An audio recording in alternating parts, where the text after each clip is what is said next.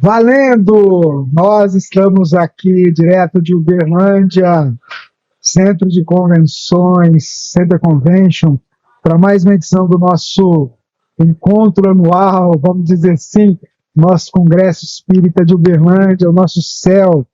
E é muito bom poder estar aqui recebendo você, querido internauta, querido ouvinte, espalhado pelo mundo.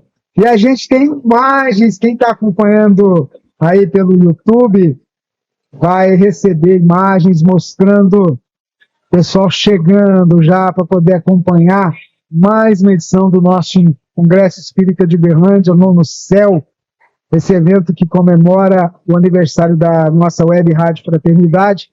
E nessa edição vai lá para os seus 17 anos. É uma alegria receber aqui do meu lado meu amigo Marcelo. Tudo bem, Marcelo? Tudo ótimo, Rubens. Muito obrigado pela oportunidade. E eu também estou recebendo aqui o nosso amigo Júlio. Tá bom, Júlio? Oi, tudo bem? Que beleza. Estamos aqui nesse ambiente bom, espiritual, né? E a gente deixa por último a estrela, tá? Que bom te ter aqui, Ana Tereza Camasmi. Oh, meus queridos ouvintes, que alegria estarmos juntos em mais um céu. Quem de nós não quer ficar no céu, né? Todo mundo quer, né, Ana? Todo mundo quer.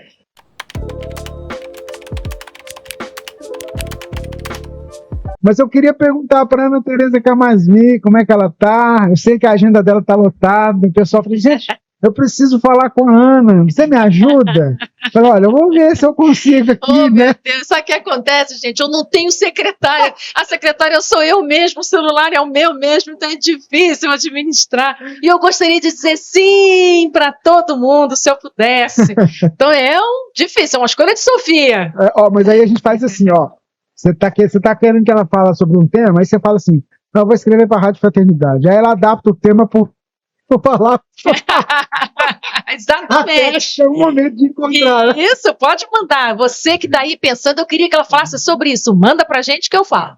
Então tá. Ana, mas me fala uma coisa. E as obras? A gente tem algumas obras muito bacanas, e tem um que saiu recentemente, né? Tem um negócio que você planta, que vai florescer. Como é que é esse negócio aí? Isso mesmo, Rubens. Então, o meu livrinho é um pequenininho, tipo pocket, que eu estou lançando, chamado Sementes, né? E eu dei esse nome pensando assim, as palavras que o Espiritismo nos traz, que consola nosso coração, são sementes, e a partir dela a gente faz brotar o que for possível no nosso coração. Então, esse livrinho é isso, está aqui no nosso congresso, mas também se você não puder vir aqui comprar ao vivo, tem na Amazon, tem na editora Boa Nova, tá aí para a gente poder usufruir. Ô Júlio, e aí você, como é que está o trabalho de movimento espírita na Casa Espírita Tarefeiros? Na paz de nosso Senhor Jesus Cristo, né?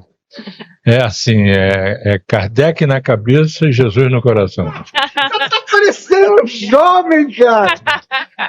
Brincadeira. Mas... E eu fiz 80 anos, né? Mas você é jovem. É isso, então, o nosso trabalho, você sabe, a gente tem uma preocupação na Casa Espírita, que já tem 30 anos, isso que eu e a Ana Tereza fundamos a nossa Casa Espírita Tarefeiros do Bem, no Rio de Janeiro, em Botafogo, né?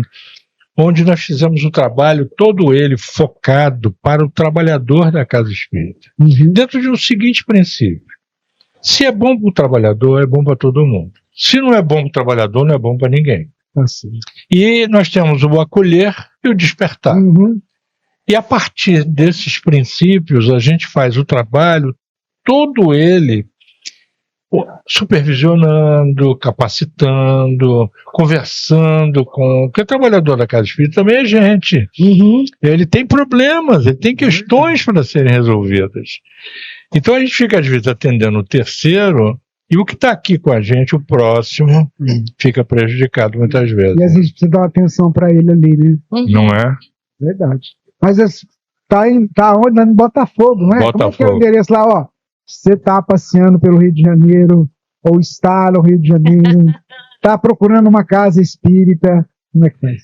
Rua Mena Barreto, 110, em Botafogo. Tem atividade de manhã, de tarde e de noite. Aí, e tem 25 atividades semanais. E maravilha. nós temos no canal do YouTube, no Instagram, você pode procurar a gente para ver os horários das atividades. É só digitar lá na busca Tarefeiros do Bem Rio de Janeiro que já vai achar. E exatamente, no canal do YouTube tem as nossas aulas gravadas, Muito bom. que você pode acompanhar com seu livrinho. Tamo juntos. Muito bom. Muito boas, né?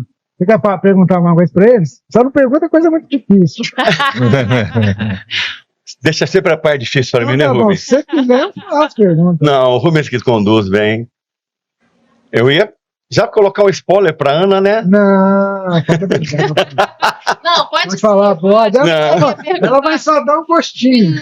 No caminho de Emaús, Eita! você pode dizer para nós. Nós Eu estamos. fechei o olho aqui, tô lá, caminhando. Vai, fala aí. Gente, sabe quando você está caminhando desanimado, você teve uma decepção, você está se sentindo tão traído, você acha que aquele caminho que você escolheu foi uma furada, e aí você está assim muito perdidão, e aí de repente você não sabe por quê. Algo diferente começa a acontecer contigo, uma ideia diferente, uma sensação diferente. Quem sabe você não está no caminho de Emaús e quem sabe não é Jesus que está juntinho de você e você ainda nem percebeu essa companhia. Que lindo. Que maravilha, né, Ana? A gente vai observando essas questões que são apresentadas pela espiritualidade para que vocês possam fazer o trabalho com a gente aqui, e é muito, muito bacana. Mas pegando um pouco na questão das obras, são 4 livros, não é? Sim. Pois a gente tem o Palavras para a Alma, Caminha, caminha, te encontra, o mãe e o semente. O que mais que está vindo pela frente aí? Não, a gente está aqui assim, não é Tá não é pressão, não é pressão, não, mas... Imagina, não é perder a oportunidade, Não, né? mas você sabe por quê? Porque não é fácil escrever. É verdade. Não é fácil escrever, ele exige da gente, mas ao mesmo tempo é uma forma da gente eternizar o conteúdo. Porque por mais que as lives nos ajudam, quando você lê, parece que você registra de uma forma diferente. E a gente é da época do papel, né? Exatamente. Então, esse ano eu estou me dedicando a estudar uma coisa. Eu estou aprendendo junto, que eu estou estudando e aprendendo, e eu até falei numa live e isso viralizou. A fome que a gente tem hoje, depois que a pandemia passou, é diferente da fome que a gente tinha antes da pandemia. Da pandemia para cá, houve um grande aumento de necessidades de atendimento de pessoas com dificuldades psíquicas. Uhum. Então, os transtornos mentais, os transtornos comportamentais têm crescido muito. E a Casa Espírita, que é um lugar de consolo, de entendimento e de aprendizado, precisa se capacitar para isso. Como é que a gente não vai virar psiquiatra nem psicólogo, não é isso, embora eu seja psicóloga. Mas uma pessoa que faz atendimento fraterno precisa saber identificar se o que está acontecendo com aquela pessoa é de uma ordem ou de outra, porque não é tudo espiritual, como também não é tudo genético, não é tudo corporal, não é tudo social. Então, quando a gente vai aprendendo essas interfaces e como se comunicam esses fatores, a gente pode dar uma palavra com mais consistência. E o que a doutrina espírita pode, de verdade, oferecer para aquele que chega? Meu filho é autista e agora? Não é? Meu filho está dizendo que quer se suicidar, o que eu faço com meu filho assim? Isso é desobsessão que ele está precisando, né? O meu filho foi diagnosticado com transtorno bipolar e agora, aqui na Casa Espírita, o que eu posso de ajuda? Então, quando a gente tem recursos, e nós temos muito para oferecer para isso, a gente coloca o Espiritismo no seu excelente lugar, que é o Consolador prometido por Jesus. Que lindo, Ana, esse acolhimento que você está dizendo. Isso, então eu estou querendo grande escrever necessidade. sobre isso. Como é que a gente pode acolher isso? Isso é maravilhoso. Isso tem um início, porque a desobsessão, ela começa no primeiro aperto de mão. Porque a gente tem lá na nossa Casa Espírita, porteiro divino. É uma pessoa escalada na equipe para ficar na portaria ali, dando bom dia e observando quem chega. Sim. Então, quando ele chega essa pessoa que ela está citando, imediatamente vamos conversar e tal, já encaminha, e tem um atendedor fraterno, não tem hora marcada assim, só quinta-feira, 18 horas, não. Todo trabalhador da Casa Espírita é um atendedor fraterno. É na hora, porque o suicídio pode ser hoje à noite. Então, a abordagem dessa questão precisa ser cuidadosa na Casa Espírita. Não é só uma pessoa que está ali para fazer triagem, não é isso, está ali dando boas-vindas, abraçando. Os companheiros da casa também, que chegam. Quantas vezes eu fiquei lá de porteiro divino? A gente também vira porteiro divino. A gente também faz papel, né? E assim que a gente abre a porta, vem aquele choro, aquele abraço desesperado, não é? E fazemos o atendimento fraterno, tanto ela quanto eu também. A gente faz lá, nós somos fundadores da casa, mas estamos lá no trabalho, arregaçando a manga e sentindo isso, né? E deixa eu perguntar uma coisa para vocês, então, aproveitando essa questão que vocês levantaram, eu acho que eu lembro quando você disse isso, isso realmente pegou e viralizou, porque talvez esse seja um viés que a gente precisa trabalhar no nosso meio, para que a gente possa, de certa forma, prestar uma forma de atendimento para as pessoas. Porque, às vezes as pessoas têm que falar assim, diminuiu muito a quantidade de pessoas na casa espírita, né? Então, por quê? Porque talvez essas questões sejam da última hora mesmo. Exato, porque assim, por que diminui? Porque eu não estou conseguindo oferecer, não estou dizendo que é o único fator, mas ele precisa ir à casa espírita porque ele sabe que lá tem o que ele precisa. Isso. Se ele chega lá e encontra reuniões formais, ele com uma angústia profunda, um desespero, não aguenta ficar sentado numa cadeira, por exemplo, né? Assistindo uma palestra de 50 minutos. Isso é impossível para quem está numa crise de pânico, para quem está em crise de ansiedade. Então, nós precisamos oferecer remédios mais adequados aos adoecimentos que estão chegando. Então, eu acho que é para esse lugar que a gente precisa chegar. Bacana. Posso te dar um exemplo? Eu estava ali na recepção, né? Chegou um senhor desesperado. E ele falou uma frase que é a grande verdade. Ele falou assim: me disseram que chegando aqui alguém ia me atender.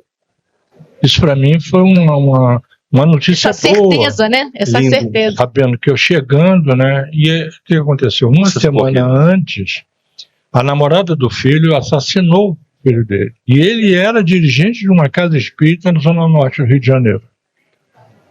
E falaram para ele assim: vai lá, porque você chegando lá você vai ser atendido.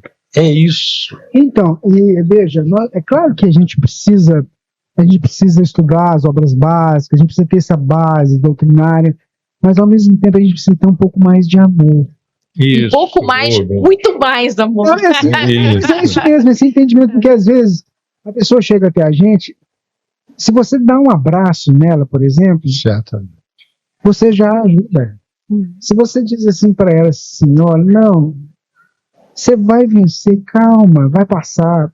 Ela está num grau de tão desespero que alguém que diga isso para ela é uma injeção de ânimo para ela levantar e continuar, não vai resolver os problemas. Mas às vezes falta para ela alguém que diga que ela é capaz.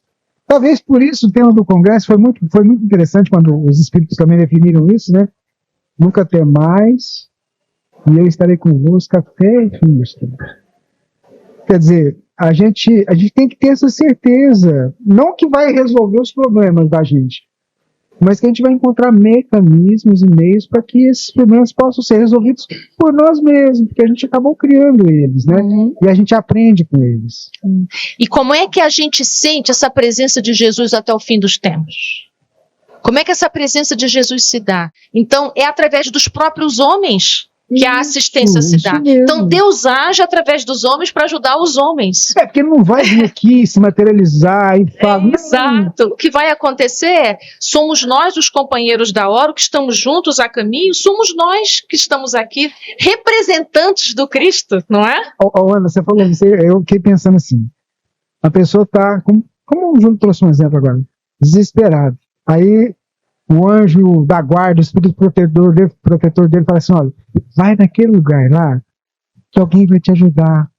Aí ele bate na casa espírita, por exemplo. Ele adentra e escuta uma palestra que fala um pouco daquilo que ele está passando e dá um direcionamento para ele. Quer dizer, é Deus agindo pelo homem, através do homem, ajudando uns aos outros.